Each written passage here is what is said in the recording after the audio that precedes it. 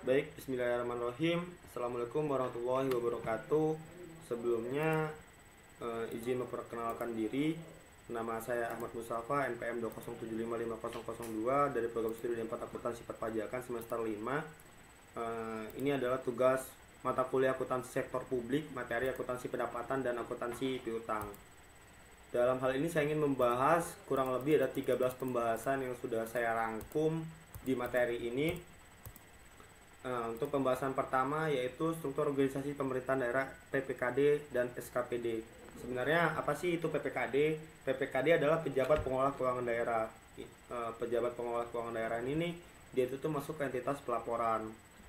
Di antaranya ada Sekda dan Bendum, Bendahara Umum Daerah. Pelaporannya dia masuk ke BPKA.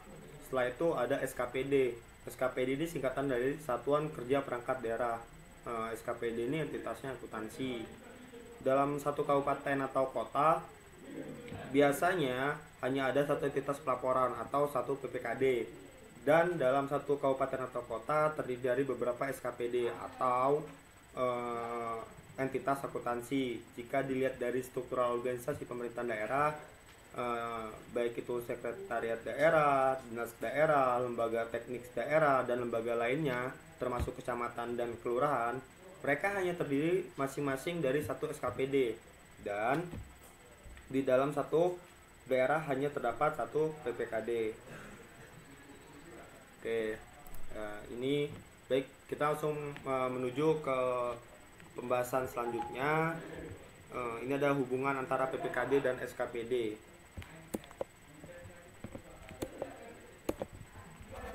Ini adalah hubungan antara PPKD dan SKPD. Hubungan antara PPKD dan SKPD. Apa itu PPKD dan SKPD? Tadi sudah saya jelaskan, dan ini menurut Permendagri nomor 13 tahun 2006. Oh ya, tadi di awal saya jelaskan singkatannya, dan ini menurut Permendagri nomor 13 tahun 2006. PPKD adalah pejabat pengelola keuangan daerah, kepala satuan kerja pengelola keuangan daerah yang mempunyai tugas melaksanakan pengelola APBD dan bertindak sebagai bendahara umum daerah. Sedangkan untuk SKPD adalah satuan kerja perangkat daerah, adalah perangkat ke daerah pada pemerintahan daerah selaku pengguna anggaran barang.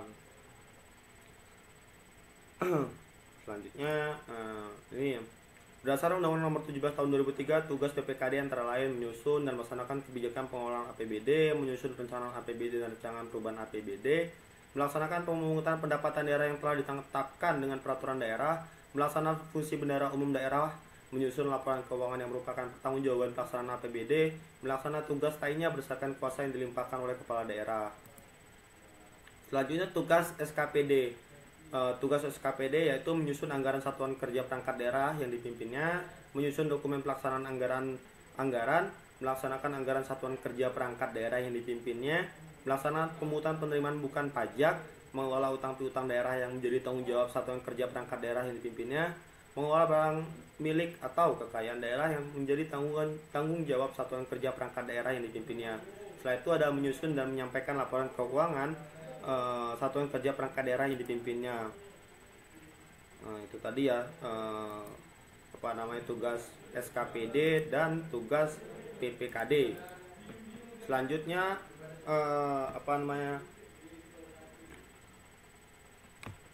PPKD dan SKPD ini sebenarnya begini. PPKD itu tuh sistem hubungannya itu tuh dalam sistem PPKD dan SKPD, hubungan yang ada adalah head office atau home office dan branch office, yaitu kantor pusat dan kantor cabang. Seperti ini kantor pusatnya nih, nah ini kantor cabangnya.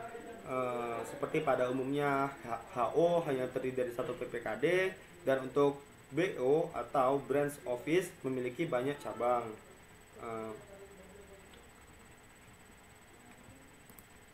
Nah, ini adalah kontrol pencatatan PPKD dan SKPD. Di pembukuan PPKD ada rekening SKPD, sementara di pembukuan SKPD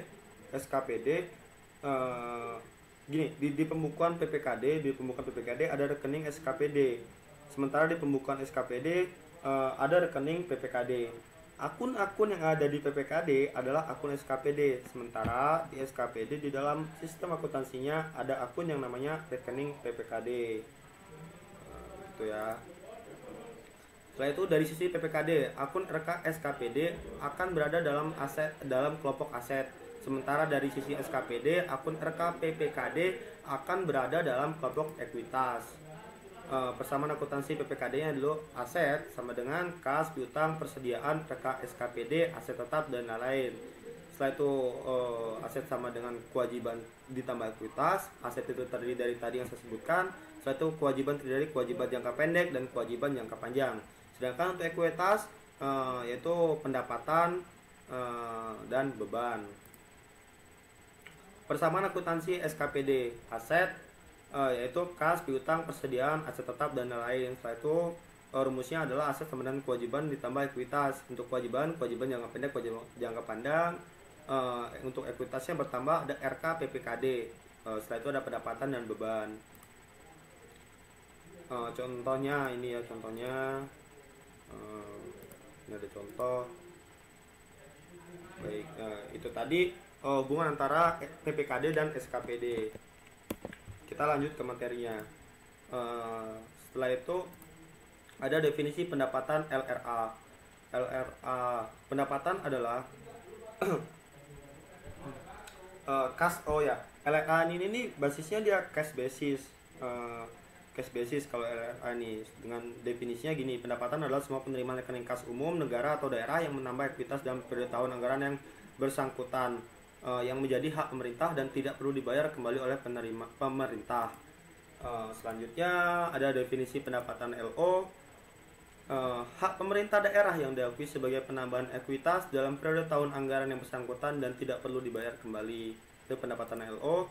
Setelah itu ada klasifikasi pendapatan LRA dan LO. Jadi klasifikasi pendapatan LRA dan LO ini bersama ya. Bersama yaitu ada pendapatan asli daerah, pendapatan transfer lah, dan lain-lain pendapatan daerah yang sah.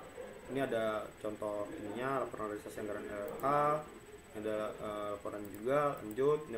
Ini ada beberapa contoh-contoh ininya. Laporannya ini ada laporan operasional LO, ada laporan arus kasnya, laporan perubahan ekuitasnya ini ada. Setelah itu prinsip akuntansi pendapatan daerah LRA. Pendapatan secara umum diakui pada saat telah disetor ke rekening kas umum daerah. Setelah itu koreksi atas pengembalian pendapatan yang sifatnya tidak berulang non-recurring atas pendapatan tahun berjalan dicatat sebagai pengurangan pendapatan. Sedangkan koreksi atas pengembalian pendapatan periode sebelumnya dicatat sebagai belanja tidak terduga yang mengurangi saldo anggaran lebih pada periode ditemukannya koreksi. Pengembalian yang sifatnya normal, sistemik, dan berulang recurring atas penerimaan pendapatan periode berjalan atau sebelumnya dicatat sebagai pengurangan pendapatan. Akuntansi pendapatan dilaksanakan berdasarkan azas bruto, yaitu dengan membukukan penerimaan bruto dan tidak mencatat jumlah netonya setelah dikompensasikan dengan pengeluaran. Setelah itu ada kode akun LRA dan LO. LRA itu tuh untuk LRA kodenya itu tuh untuk laporan realisasi anggaran, di mana kodenya ada 4, 5, 6, 7, yaitu pendapatan LRA, 5 belanja, 6 transfer, 7 pembiayaan. Sedangkan untuk LO untuk laporan operasional ada 2 kode yaitu 8 dan 9. 8 itu untuk kode pendapatan LO, 9 itu untuk kode pendapatan beban. Setelah itu ada pencatatan pendapatan. Yang pertama diterima pencatatan pendapatan diterima PPKD. Jurnal LO-nya ada RK PPKD pada pendapatan LO. Jurnal LRA-nya ada perubahan SSAL dan pada pendapatan LRA. Setelah itu ada pencatatan pendapatan diterima SKPD saat penerimaan. Jurnal LO-nya kas di bendahara penerimaan pada pendapatan LO. Jurnal LRA-nya perubahan SAL pada pendapatan LRA. Setelah itu ada diterima SKPD saat penyetoran ke PPKD. Jurnalnya RK PPKD pada kas di bendahara penerimaan. Setelah itu penyajiannya ada 2, 1 pendapatan LRA disajikan di laporan realisasi anggaran LRA, 2 sedangkan pendapatan LO disajikan di laporan operasional. Oke, selanjutnya ada akuntansi piutang. Piutang adalah hak tagih pemerintah kepada pihak lain yang belum diterima pembayarannya. Hak tagih tersebut bisa berasal dari kewenangan Pemda, misalnya untuk memungut pajak daerah, retribusi daerah, atau hak tagih karena memberikan pinjaman kepada pihak lain. Setelah itu ada jenis-jenis piutang. Nah, ini ada jenis piutang pendapatan, ada 1 2 3 4 5 6 7 8. Bisa dibaca. Setelah itu ada piutang pendapatan, satu ada piutang lainnya, yang termasuk piutang lain adalah bagian lancar tagihan jangka panjang. Setelah itu pengakuan piutang. Jadi pengakuan piutang itu ada dua. Piutang dapat diakui satu, telah diterbitkan surat ketetapan dan atau dua, telah diterbitkan surat penagihan dan telah dilaksanakan penagihan. Setelah itu pencatatan piutang. Pada pencatatan piutang ini jurnalnya yaitu piutang pada pendapatan LO. Setelah itu untuk penyajiannya disajikan sebagai aset lancar di neraca sebesar nilai telah jatuh tempo dalam tahun berjalan dan yang akan ditagih dalam 12 bulan ke depan berdasarkan surat ketentuan penyelesaian yang telah ditetapkan. Disajikan sebagai aset lainnya terhadap nilai yang akan dilunasi di atas 12 bulan berikutnya. Aset lancar diungkapkan pula dalam catatan atas laporan.